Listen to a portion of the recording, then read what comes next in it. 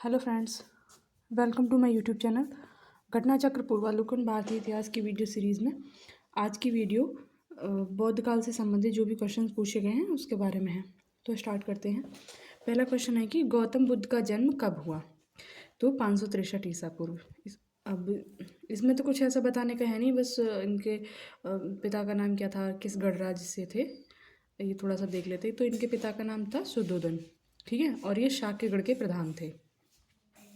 और इनकी माता थी माया देवी, जो कि कोलिय गढ़राज्य की कन्या थी, ठीक है, मतलब उस राजा की पुत्री थी।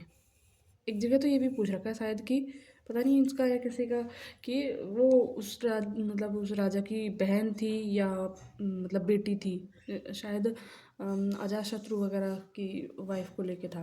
तो मतलब थोड़ा सा ध्यान रखना है तो कि ये कोलिय गढ़राज्य के जो मतलब शासक थे उनकी पुत्री थी, गौतम बुद्ध की जो माता थी, है ना। गौतम बुद्ध का पहला नाम क्या था? सिद्धार्थ था, ठीक है।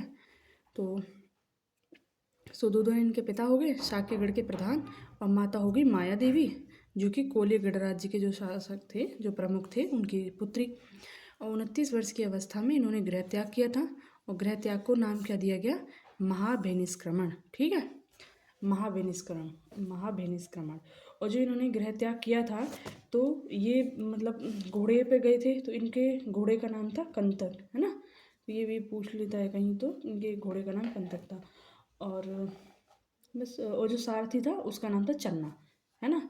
जब ये जा रहे थे तो इनके सारथी का नाम हो गया चन्ना और घोड़े का नाम हो गया कंथक। अब है कि बुद्ध के जीवन की किस घटना को महाभिनिष्क्रमण के रूप में जाना जाता है? तो अभी हमने देखा गृह त्याग को, ठीक है, महापरिनिर्वाण को उनकी मोक्ष प्राप्ति के लिए, और उनका प्रबोधन, उनका जन्म, ठीक है।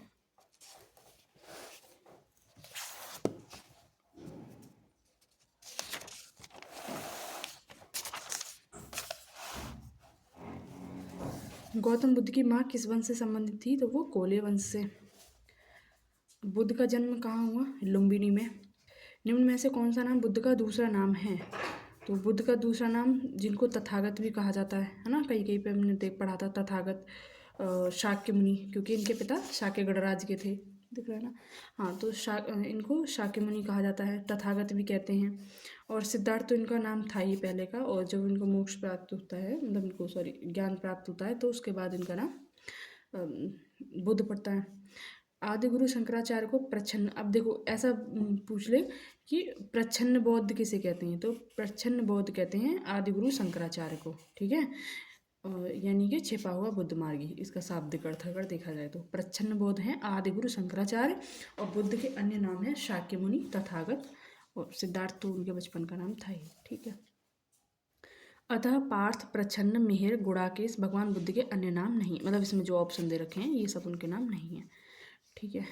अब है कि निम्नलिखित में से किस राजवंश के अभिलेख से इस परंपरा का समर्थन होता है कि लुम्बिनी शाक्य मुनि बुद्ध का जन्म स्थान था, है ना। मतलब कि गौतम बुद्ध का जन्म कहाँ हुआ था, इसके बारे में हमें कुछ अभिलेख मिला होगा, है ना। तो वो अभिलेख क्या है, कहाँ, किस काल का है, तो उसके बारे में यहाँ पूछा है। तो वो अभिलेख है मतलब मौर्य काल का, ठीक है। तो मौर्य वंशीय शासक अशोक के रुम्मिनदेही अभिलेख से सूचना मिलती है कि शाक्य मुनि बुद्ध का जन्म लुम्बिनी में हुआ था। इस अभिलेख के अनुसार अशोक राज्याभिषेक के 20 वर्ष बाद यहाँ आया और उसने उस स्थान की पूजा की जहाँ शाक्य मुनि बुद्ध का जन्म था, ठीक है।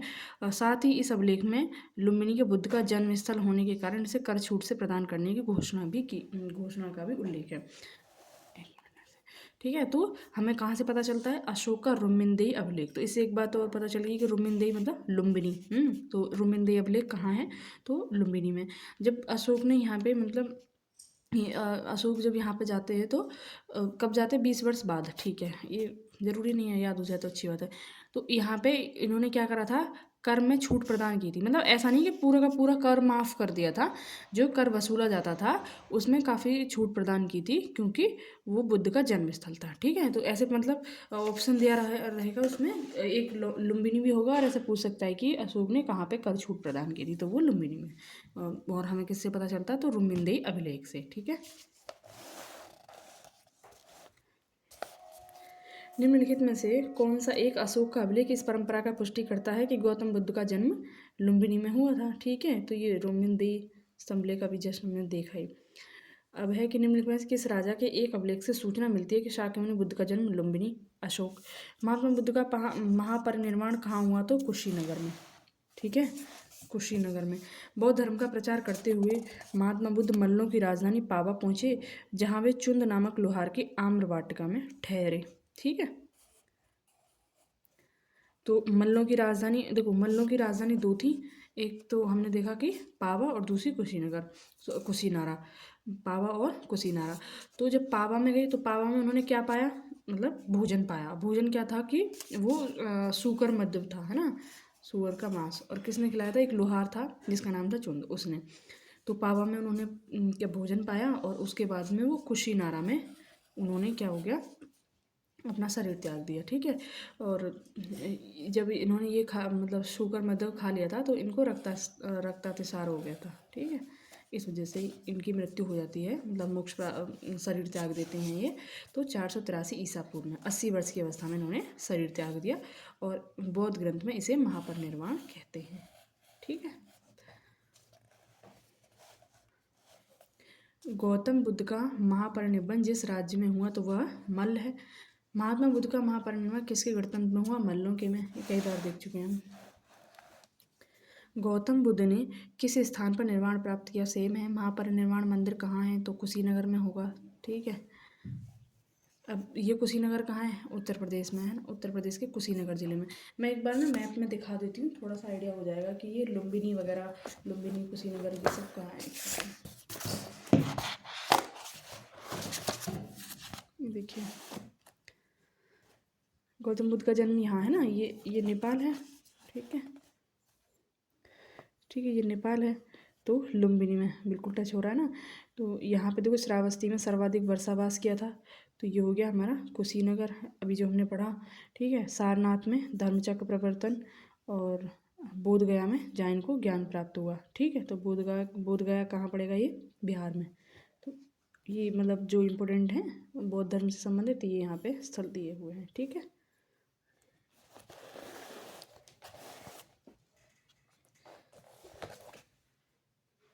तो कुशीनगर समझ में आ गया ना, कुशीनगर। और मतलब ऐसे हमने देखा भी है, जैसे अगर हम ये यूपी का मैप अगर हम देखें इस तरीके से थोड़ा सा बनाए, तो श्रावस्ती यहाँ था, कुशीनगर यहाँ था, कुशीनगर के नीचे यहाँ पे था सारनाथ। ठीक है, इलाहाबाद में पड़ता है ये सारनाथ, और बोध गया यहाँ मतलब इधर बिहार में था ही। ठीक है,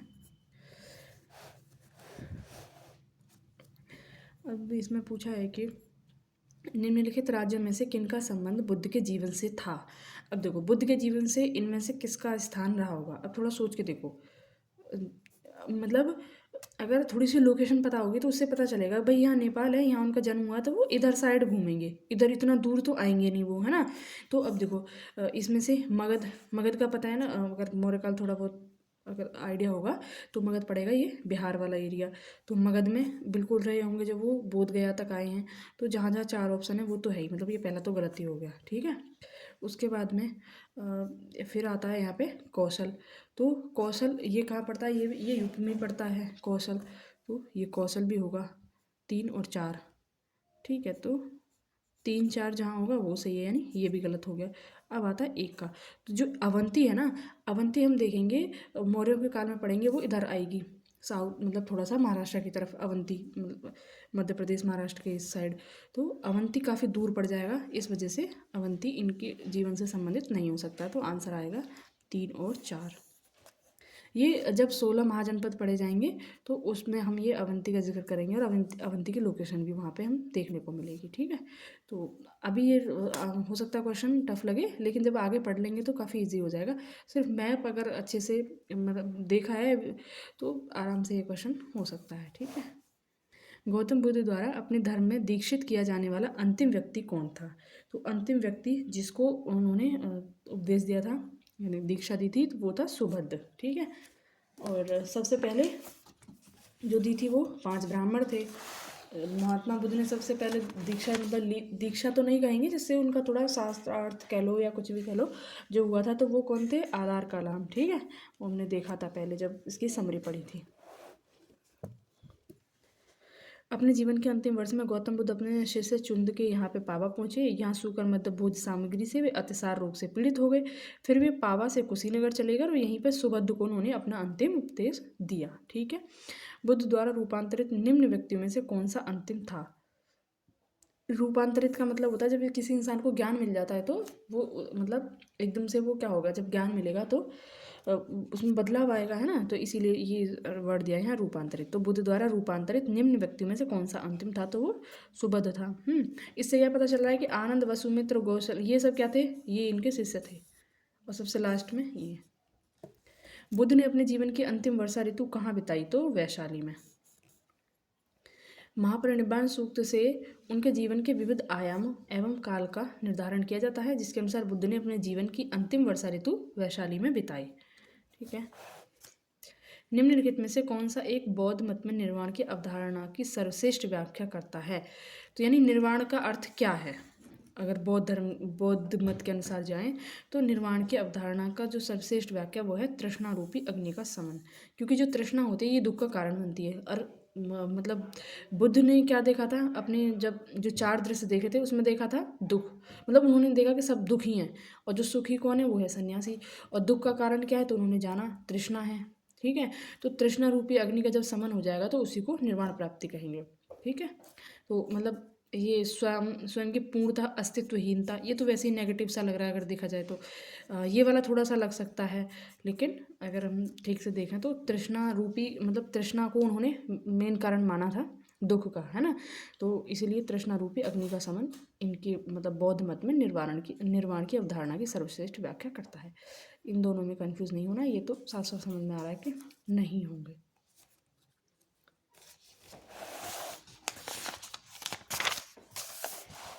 बोध गया में किसे ज्ञान प्राप्ति हुई? तो गौतम बुद्ध को। ठीक है। और वैशाख पूर्णिमा को हुई थी, 35 वर्ष की अवस्था में हुई थी, पीपल के वृक्ष के नीचे और निरंजना नदी के तट पे। इतनी सारी मतलब हमें ये फैक्ट याद रखने हैं जो उनको निर्वाण प्राप्ति हुई, कहाँ हुई, कब हुई। आलार कलाम कौन थे? तो बुद्ध के गुरु थे। ये भी थोड़ी देर पहले हमने देखा ही। तो सबसे पहले इनको आलार कलाम ही मिले थे, लेकिन इनके जो आलार कलाम ने जो इनको समझाया उससे ये संतुष्ट नहीं हुए थे। ठीक है। फिर और ये आर कलाम जो थे सांख्य दर्शन के आचार्य थे, ये भी याद रखना है। जो 6 दर्शन जिसे कहा जाता है, भारत के जो 6 दर्शन हैं उनमें से एक सांख्य दर्शन है ना, अगर पढ़ा हो तो सांख्य दर्शन है, उसी सांख्य दर्शन के आचार्य थे आलार कलाम। महात्मा बुद्ध ने अपना पहला धर्मचक्र प्रवर्तन किस स्थान पर दिया था? तो सारनाथ में दिया था। सारनाथ कहाँ पड़ता है? इलाहाबाद। अभी हमने देखा भी, मतलब अब उसका नाम प्रयागराज हो गया। ज्ञान प्राप्ति के पश्चात गौतम बुद्ध ने अपने मत का प्रचार प्रारंभ किया। उर्विला से वे सबसे पहले ऋषिपत्तन, वर्तमान में सारनाथ, वाराणसी के निकट आए। यहाँ उन्होंने 5 ब्राह्मण सन्यासियों को पहला उपदेश दिया और इसको कहा गया धर्मचक्र प्रवर्तन। बुद्ध ने अपना पहला उपदेश कहाँ दिया? तो सारनाथ। सेम क्वेश्चन फिर से रिपीट है। ये सब देखो यहाँ पे ये रिपीट है, मैं इनको बार बार नहीं पढ़ रही हूँ। ये सब ये एक बार देख लेना अगर आपको देखना है तो। ठीक है। बस यहाँ से 27 बुद्ध ने सर्वाधिक उपदेश दिए थे। तो बुद्ध ने सर्वाधिक उपदेश दिए थे श्रावस्ती में। बुद्ध के सबसे अधिक शिष्य थे कौशल राज्य में, तथा यहाँ की राजधानी श्रावस्ती में ही उन्होंने सर्वाधिक उपदेश दिए थे। ठीक है। तो कौशल की राजधानी श्रावस्ती। कौशल क्या है? एक महाजनपद। 16 महाजनपद पढ़ेंगे, उनमें से एक महाजनपद है कौशल। यहाँ के राज्य में उनको सबसे ज़्यादा उनके शिष्य थे। तो उसी बात मतलब अगर यहाँ पे उनके शिष्य हैं तो इसका मतलब क्या है कि कौशल का जो राजा रहा होगा, कौशल राजा प्रसेनजित, हमने पीछे पढ़ा था, उसने विहार दान में दिया था इनको। तो जो कौशल का राजा था वो गौतम बुद्ध के समर्थक थे और यहाँ पे सबसे ज़्यादा इनके शिष्य बने और यहीं पे उन्होंने सर्वाधिक उपदेश दिए। बुद्ध जो है कौशाम्बी किसके राज्यकाल में गए? तो कौशाम्बी किसके काल में गए थे? तो वो उदयन।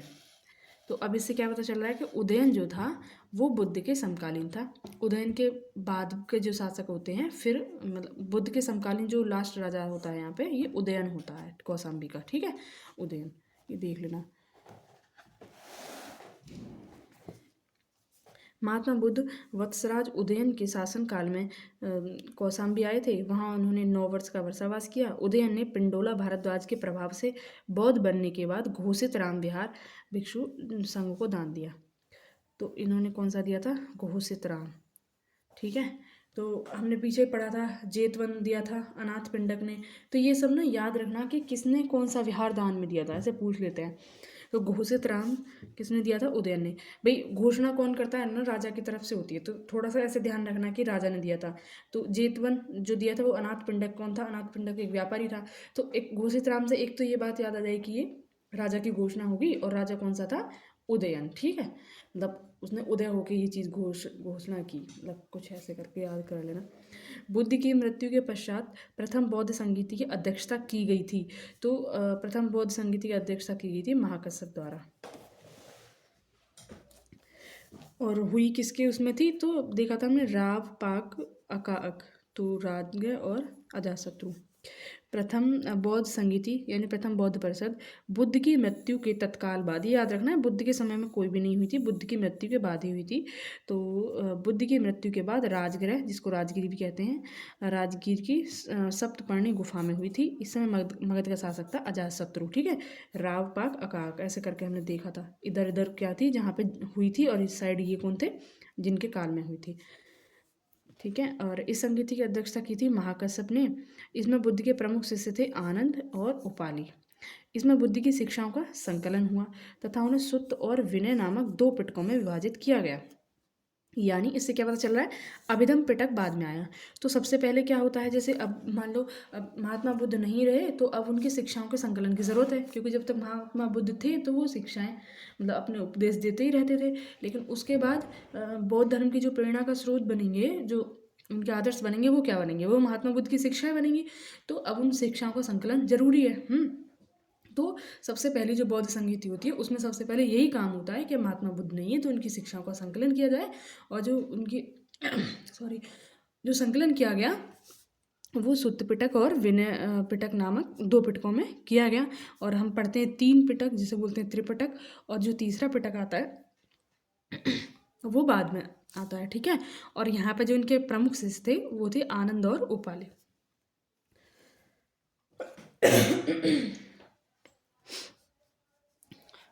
आनंद तथा उपाली क्रमशः धर्म और विनय के प्रमाण माने जाते हैं। तो आनंद को धर्म का और उपाली को विनय का। तो जब जहाँ पे धर्म होता है, मतलब ऐसा धर्म नहीं, कट्टरवाद वाला धर्म नहीं, धर्म का मतलब सकारात्मक उसमें लेना है, तो वहाँ पे आनंद होगा। ठीक है, और विनय बचा दूसरा, तो विनय को हम उपाली के साथ मैच कर देंगे। तो आनंद को धर्म का और उपाली को विनय का प्रमाण माना गया है। प्रथम बौद्ध संगीति के अध्यक्ष थे महाकश्यप। प्रथम बौद्ध परिषद का संचालन निम्न में से किस एक ने किया? महाकश्यप। Same question. प्रथम बौद्ध महासभा कहाँ आयोजित की गई? राजगृह। सप्तपर्णी गुफा स्थित है राजगृह में, मतलब राजगृह में प्रथम बौद्ध संगीति हुई थी। और राजगृह में भी अगर एक जगह मतलब पर्टिकुलर जगह पूछी जाए तो वो है सप्तपर्णी गुफा।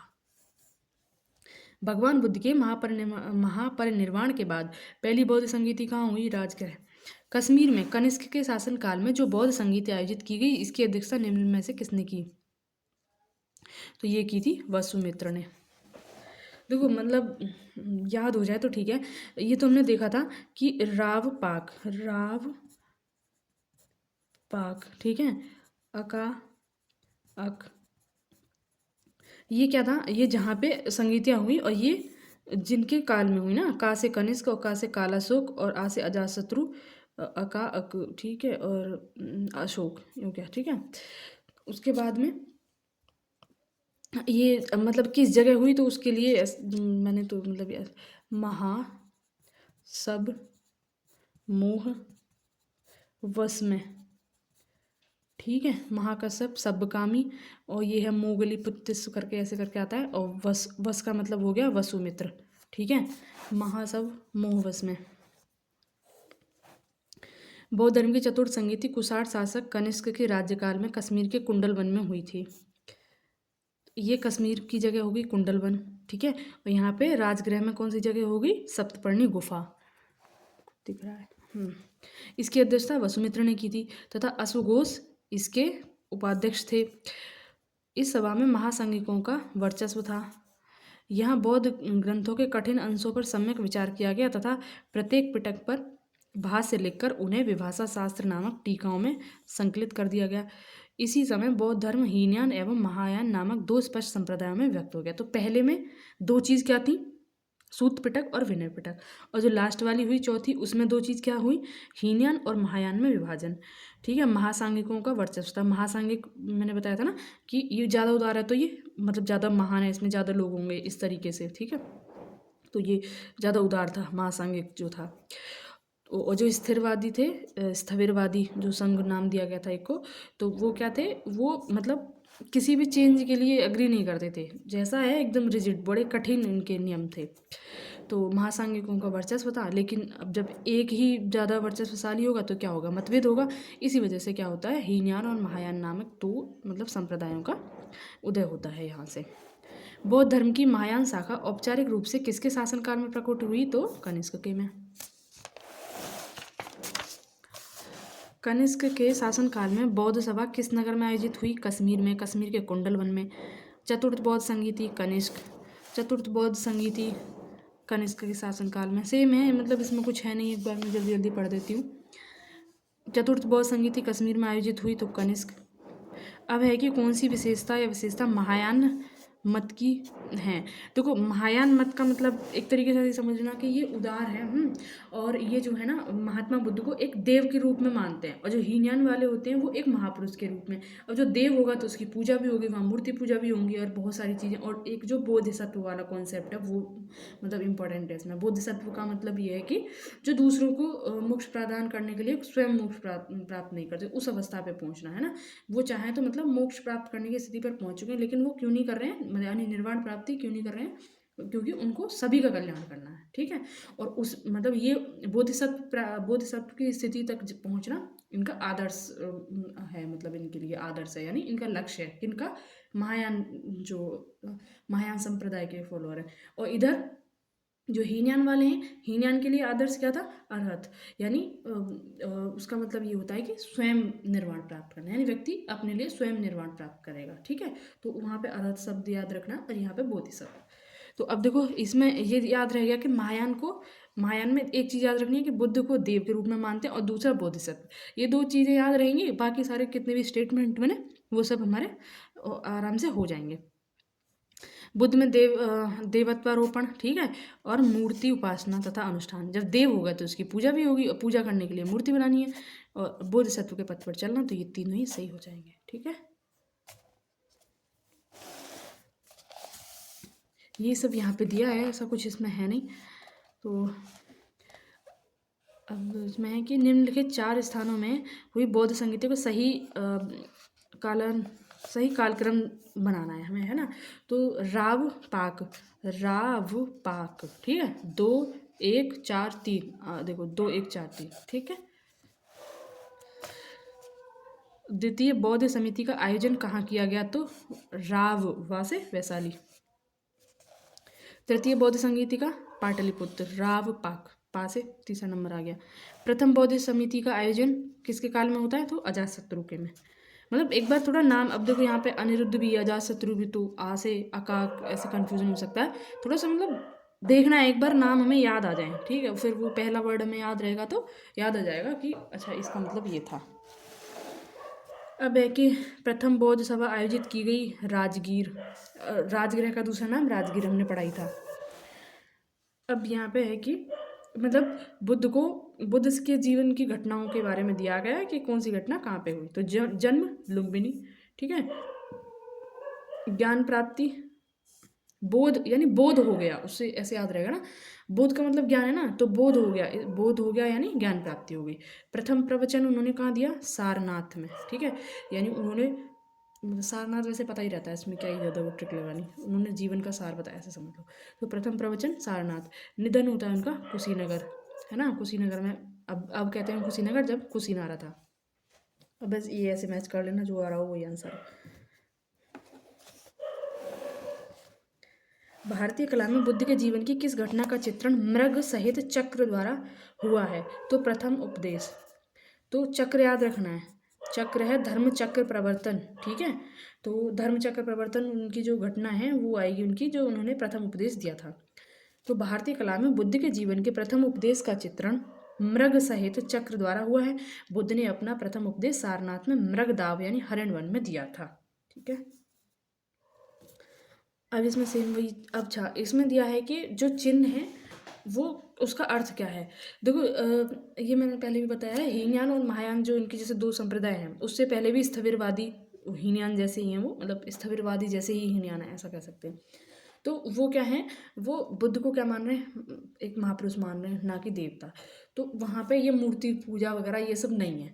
तो जब उन्हें बुद्ध के जीवन की कोई घटना दर्शानी होती है, कुछ दर्शाना होता है, तो वो कोई चित्र नहीं बनाते, वो एक सिंबल बनाते हैं। ठीक है, तो उस जगह पे सिंबल का ज़्यादा यूज़ होता था। तो जन्म का सिंबल है उनका कमल। प्रथम प्रवचन का धर्मचक्र प्रवर्तन यानी मृग के साथ चक्र बना दिया। महाबोधि बोधि वृक्ष यानी पीपल का वृक्ष। गृह त्याग या घोड़ा, क्योंकि घोड़े से चल के गए थे तो वो घोड़ा हो गए। अगर उन्हें जैसे ज्ञान प्राप्ति दिखानी है तो वो पीपल का वृक्ष बना देंगे। ठीक है, ऐसे करके। और प्रवचन दिखाना है तो वो धर्मचक्र प्रवर्तन हिरण के साथ बना देंगे ऐसे। कर्मापा लामा तिब्बत के बुद्ध संप्रदाय के किस वर्ग का है, तो कंग्यूपा। तो बहुत सारे संप्रदाय फिर धीरे धीरे करके इसमें आने लगते हैं। तो कर्मापा लामा जो हैं तिब्बत के बुद्ध संप्रदाय के कंग्यूपा। ठीक है, जैसे दलाई लामा है ना अभी, इस तरीके से, तो कर्मापा लामा। अब है ये, महात्मा बुद्ध के संबंध में निम्नलिखित कथनों में से कौन सही है। जन्म कपिलवस्तु में हुआ था, उन्होंने बोधगया में ज्ञान प्राप्त किया था, उन्होंने वैदिक धर्म को अस्वीकार किया था। जो वैदिक धर्म था, वैदिक धर्म कौन सा धर्म था जो यहाँ पे प्रचलित था। ठीक है, तो उन्होंने अस्वीकार किया था, तभी तो बौद्ध धर्म आया ही था। चौथा है कि उन्होंने आर्य सत्य का प्रचार किया। ठीक है, तो हमने पढ़े थे उनके 4 आर्य सत्य बताए थे उन्होंने। दुख है, दुख मतलब दुख समुदाय, दुख निरोध, और दुख का मतलब निरोध कैसे हो सकता है, इस तरीके से हमने 4 उनके पढ़े थे। तो उन्होंने 4 आर्य सत्य बताए थे, तो मतलब ये 4 ही ऑप्शन सही हो गए। ठीक है, बोध गया में महाबोधि मंदिर बनाया गया जहाँ पर गौतम बुद्ध को ज्ञान प्राप्त हुआ था। बोध गया में बोधि वृक्ष अपने वंश की इस पीढ़ी का है पंचम। ये बीपीएससी का है ना, तो इसलिए ज़्यादा ही वो हो गया कुछ। निम्नलिखित में से कौन सा बौद्ध पवित्र स्थल निरंजना नदी पर स्थित है, तो बोध गया। अब जाके यहाँ पूछा है निरंजना नदी, हमें पहले 2-3 बार जिक्र कर चुके हैं इसका। ठीक है, पवित्र बौद्ध स्थल बोध गया जहाँ गौतम बुद्ध को सर्वप्रथम ज्ञान प्राप्ति हुई थी, निरंजना नदी पर स्थित है। आधुनिक इसका नाम क्या है, फल्गु या फिर फाल्गु। दिख रहा है कि नहीं, देखो आधुनिक इस निरंजना नदी का नाम है फल्गु या फाल्गु। ठीक है, इसको ही पहले निरंजना नाम से जाना जाता था। यह नदी 2 छोटी धाराओं निरंजना एवं मोहना के मिलने के बाद बनती है। तो निरंजना और मोहना के मिलने के बाद बनती है फल्गु नदी। ठीक है, अब है कि बुद्ध के उपदेश किससे संबंधित हैं, एक सेकंड। आचरण की शुद्धता एवं पवित्रता से, है ना। तो जो अष्टांगिक मार्ग बताते हैं वो सारे मार्ग कैसे हैं, वो सब आचरण की शुद्धता और पवित्रता के बारे में ही तो बता रहे हैं, है ना। निम्नलिखित में से कौन बुद्ध के जीवन काल में ही संघ प्रमुख होना चाहता था, तो उनका जो चचेरा भाई था। ठीक है, तो वो संघ प्रमुख होना चाहता था जिसका नाम था देवदत्त। ठीक है, गौतम बुद्ध ने अपनी मृत्यु के उपरांत बौद्ध संघ के नेतृत्व के लिए निम्न में से किसे नामित किया।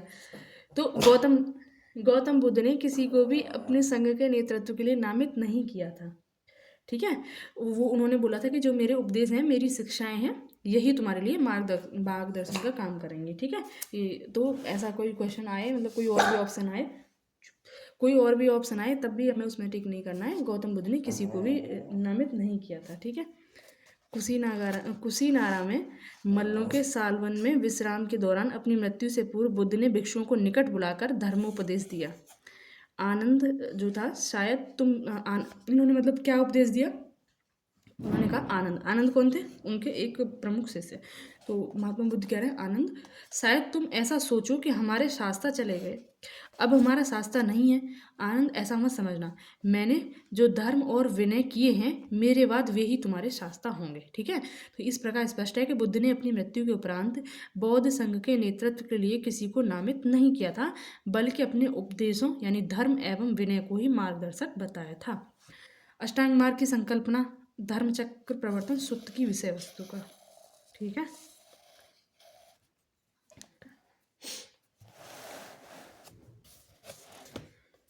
गौतम बुद्ध ने चतुर्थ आर्य सत्य में दुख निरोध का उपाय बताया। इसे दुख निरोध गामिनी प्रतिपदा कहा गया। इसे मध्यमा प्रतिपदा कहा गया या मध्यम मार्गी कहा गया। इस मध्यम प्रतिपदा में 8 सोपान हैं। तो जो उन्होंने मतलब दुख को दूर करने के लिए अष्टांगिक मार्ग बताए वे कैसे हैं? वो क्या है, मतलब मध्यम मार्गी हैं, मतलब अति से बचने वाले हैं। ठीक है, तो बस ये इसमें दिया है। और जो अष्टांगिक मार्ग कौन से हैं वो, मतलब अगर अब देखो, पहले हमने देख लिया, एक बार मैं जल्दी से बता देती हूँ। सम्यक दृष्टि। सम्यक दृष्टि का मतलब क्या है कि वस्तु जैसी हैं उनको उस रूप में देखो। अपना कोई अलग से चश्मा चढ़ा के नहीं देखना। सम्यक संकल्प यानी भौतिक सुखों के प्रति आकर्षण का त्याग करो। सम्यक वाक, अच्छा बोलो यानी सच बोलो। सम्यक कर्मांत, अच्छे कर्म यानी सत्कर्म करना। सम्यक आजीविका। आजीविका का मतलब हो गया कि जो अर्जन करते हैं, यानी जो भी हमारा कर्म है जिससे हमारी आजीविका चलती है, तो वो कैसी हो? सदाचार पूर्वक, यानी भ्रष्टाचार नहीं होना चाहिए। सम्यक व्यायाम यानी नैतिक, मानसिक व आध्यात्मिक उन्नति के लिए सतत प्रयास करो। ठीक है, और फिर है कि सम्यक स्मृति। सम्यक स्मृति का मतलब है कि मिथ्या धारणाओं का परित्याग व वास्तविक धारणाओं का स्मरण। और सम्यक समाधि। समाधि का मतलब क्या होता है कि हम मेडिटेशन, है ना, तो सम्यक समाधि यानी मन की एकाग्रता। तो पहले दृष्टि, पहले देखा, फिर हमने संकल्प लिया। जब संकल्प लो उसके बाद बोलो, यानी सम्यक वाक। बोलने के बाद फिर जैसा बोलो ऐसा करो, यानी सम्यक कर्मांत। कर्म करने से क्या होता है? हमारी आजीविका बनेगी, तो सम्यक आजीविका। ठीक है, और फिर जब बहुत सारा काम कर लिया फिर करते हैं व्यायाम, तो सम्यक व्यायाम। फिर सारा कुछ याद करो क्या क्या किया, तो सम्यक स्मृति एंड देन सम्यक समाधि। ठीक है,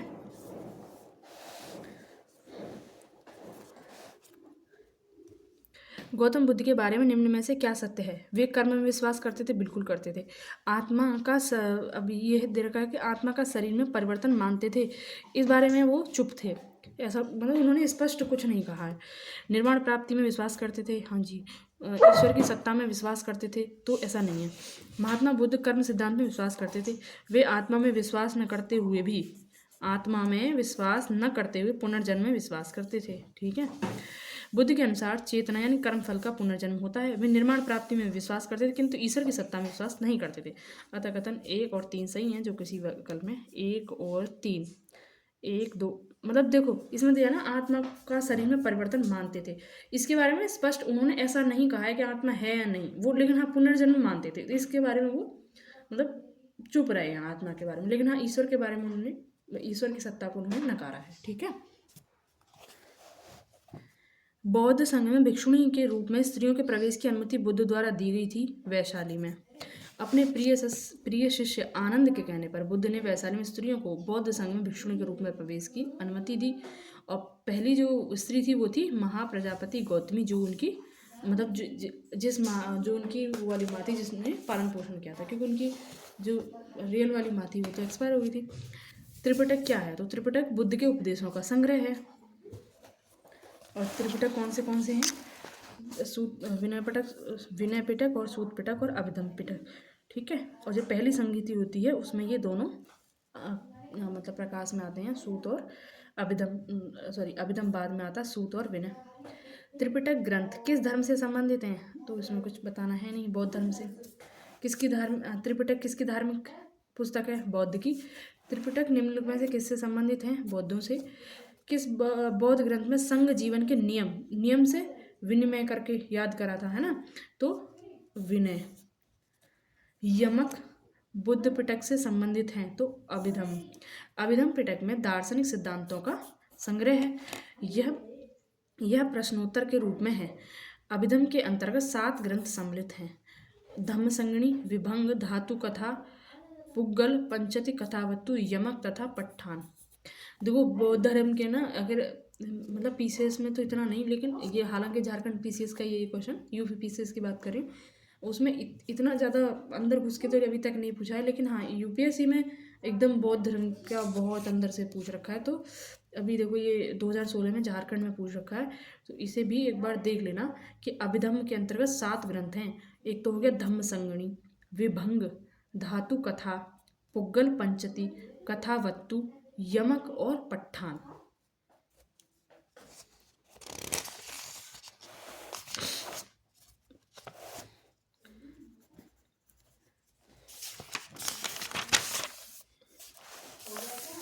निम्न में से किस बौद्ध साहित्य में महात्मा बुद्ध के नैतिक एवं सिद्धांत संबंधित प्रवचन संकलित हैं? तो सुत्त पिटक में। बौद्ध धर्म में त्रिरत्न का क्या अभिप्राय है? बुद्ध, धम्म और संघ। त्रिपिटक तो ये हो गया, और त्रिरत्न क्या हो गया? बुद्ध, धम्म और संघ। ठीक है। बुद्ध, धम्म एवं संघ बौद्ध के त्रिरत्न हैं। बुद्ध की मृत्यु के बाद उनकी शिक्षाओं को संकलित कर 3 भागों में बांटा गया। इन्हीं को त्रिपिटक कहा जाता है, विनय पिटक, सुत्त पिटक और अभिधम्म पिटक। प्राचीन भारत के बौद्ध मठों में पवरन नामक समारोह आयोजित किया जाता है, जो वर्षा ऋतु के दौरान मठों में प्रवास के समय भिक्षुओं द्वारा किए गए अपराधों की स्वीकारोक्ति का अवसर देता है। तो पवरन क्या है? एक तरीके से एक उनका समारोह हो गया। उसमें क्या क्या होता है?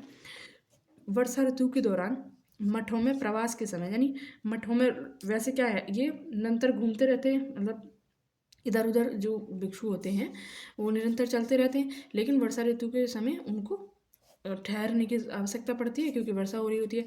तो वर्षा ऋतु के दौरान मठों में प्रवास के समय भिक्षु जो होते हैं वो अपने अपराधों को स्वीकार करते हैं, जो भी उनसे अपराध हुए होंगे।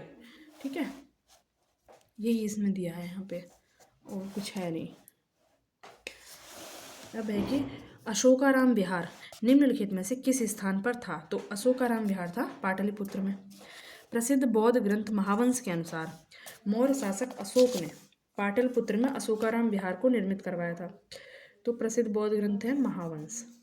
एक तो महावंश ऐसे याद होना चाहिए कि महावंश कौन, किस धर्म से संबंधित है? तो वो बौद्ध धर्म से संबंधित है।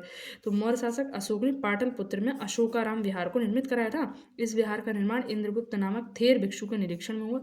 तीसरी बौद्ध संगति भी अशोक के, ये हमने देख लिया था, राव पाक अकाक जो देखा था। तो अशोकाराम विहार कहाँ है? पाटलिपुत्र में। किसने बनवाया था? अशोक ने बनवाया था। और महावंश जो ग्रंथ है ये बौद्ध धर्म से संबंधित है, ये याद रखना है। विश्व का सबसे ऊंचा कहा जाने वाला विश्व शांति स्तूप बिहार में कहाँ है? तो वो है राजगीर में। ठीक है, यानी जहाँ सबसे पहली बौद्ध संगीति हुई थी वहाँ पे विश्व शांति स्तूप नाम से सबसे ऊंचा स्तूप है। बिहार में राजगीर की पहाड़ियों पर स्थित शांति स्तूप विश्व का सबसे ऊंचा कहा जाने वाला विश्व शांति स्तूप है। बुद्ध की 80 फुट बड़ी प्रतिमा जो बोध गया में है, निर्मित की गई थी जापानियों के द्वारा। ठीक है,